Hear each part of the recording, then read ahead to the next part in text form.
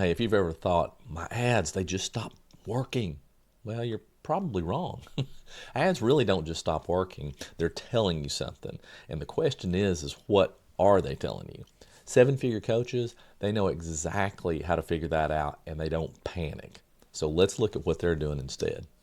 All right, look, just short disclaimer here. Just got done at the gym, came home, found out that one of the videos that I recorded did not work, is not working. The sound's way off, so I'm recording this again. You'll have to give me a break. All right, let's go. Here's the first thing that you need to understand when your ads stop working.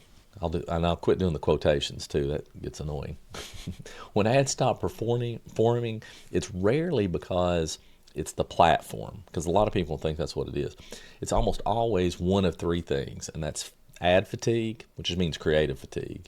It's just the math, or the message. So sometimes your ads might still be working at some level, but it's costing too much to show them or whatever it is.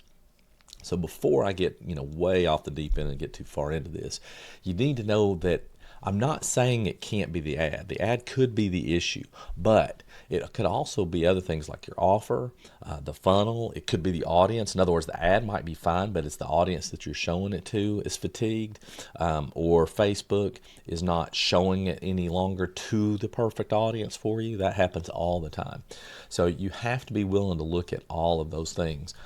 But my suggestion is look at the easiest thing to fix because it's probably the most likely issue. So if you don't, you're going to end up turning what might be kind of a smaller problem into a big one. So the first thing you'd want to look at is creative fatigue. That's the simplest one.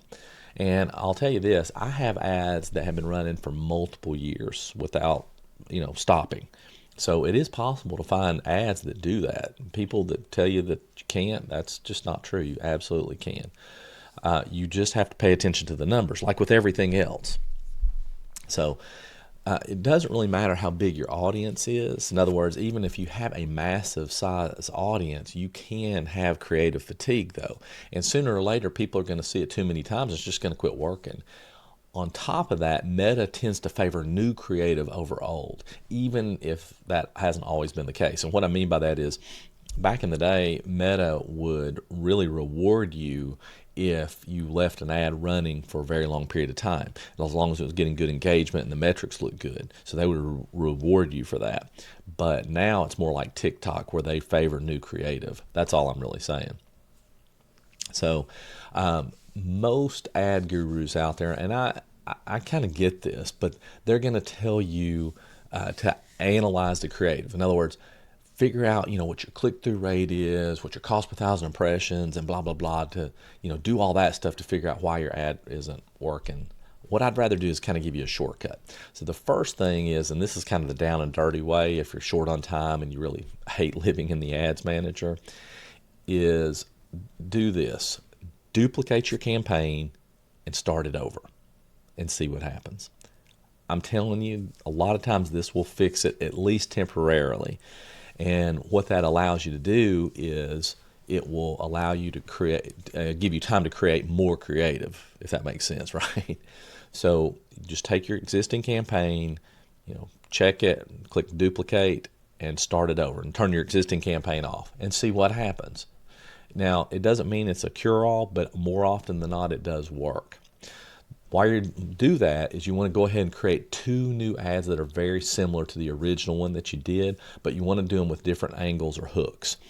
And once that one that you duplicated, dies out, and it may never actually work, you just have to try it. But once it does, then you want to take these two new ones and run them for a few days to see what happens. If it's still tanking, don't spiral, okay? And don't assume you need a new funnel or a new offer or something like that. Before all that, you're going to have to do the math. And I'm sorry, but that's just how it works. But you want to keep this very high level. Most people get deep into the weeds, way too deep. And they look at metrics that really just, they don't matter. So part of that depends on what your ads are running to. In other words, if you're running ads to anything that require an opt-in, like a lead magnet or a challenge or masterclass or something like that, you essentially just want to look at three things. One is your click-through rate. The second is your cost per lead, and the third is your conversion rate. Now, if it's either of the first two, the click-through rate or your cost per lead, which that's a factor of each other, just so you know. But if it's either of those two, then you want to work on your creative. If it is the conversion rate, then you're going to want to work on your landing page. Now, if you're running ads to DMs, what you want to do is compare post reactions week over week. Does that make sense? So if you were getting a whole lot of post reactions one week and you compare it to the next week and it dropped quite a bit, there's an issue there. So if those drop significantly, change your creative and tweak your audience targeting a little bit. Maybe widen the age range and 1 year on each side, something like that. Maybe adjust the interest, or you could test a lookalike. Do not change 20 things at once, and don't fall into a scarcity mindset when you start targeting way too narrow because you think your people are all broke. Don't do that. That's a real fast way to kill momentum. Work on your creative. Now, here's the harder part. What if your ads actually look fine? Everything seems good.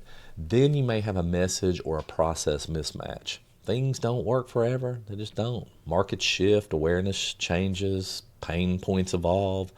Seven-figure coaches, they don't throw the offer out. They just adjust the angle.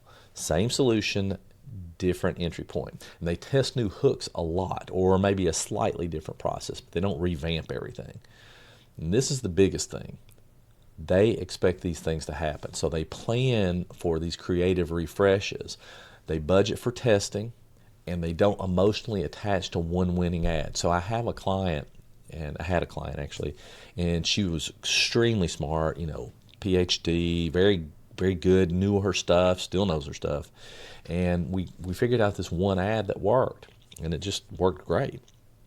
And it was an ad of like kind of a silhouette style image of a woman where there was like these flashes in her brain. And to me, it looked like neurons firing, is what I was thinking. But when Meta saw it, they felt like it was pain, happening. And so I argued with Meta about it a little bit, and it's too bad. They said, nope, can't run it. So we ran it for a while, it worked great. Now we couldn't run it anymore. Well, she was so caught up in that she was almost certain that we couldn't create another ad as good as that one, and that things weren't going to go well. And my point to her is if you're married to one ad, then you don't have a business to begin with. Not one ad, not one funnel, not one anything. Because people who have a real business, they have multiple entry points. It's just how it works. And they have multiple ads. So where I was kind of going with that is that most coaches panic because ads were carrying way too much of the business. And when ads slow down, everything stops. That's not good. Seven-figure coaches, they don't let that happen. They already have traffic coming in organically as well, and they already have conversations going on, so they're not worried. Ads are just really leverage. They're not life support. All right. Once you understand how to fix ads, when they slow down, the next question is how you build assets that ads can actually feed in the long term. That's where lead magnets come in, and that's what the next video breaks down.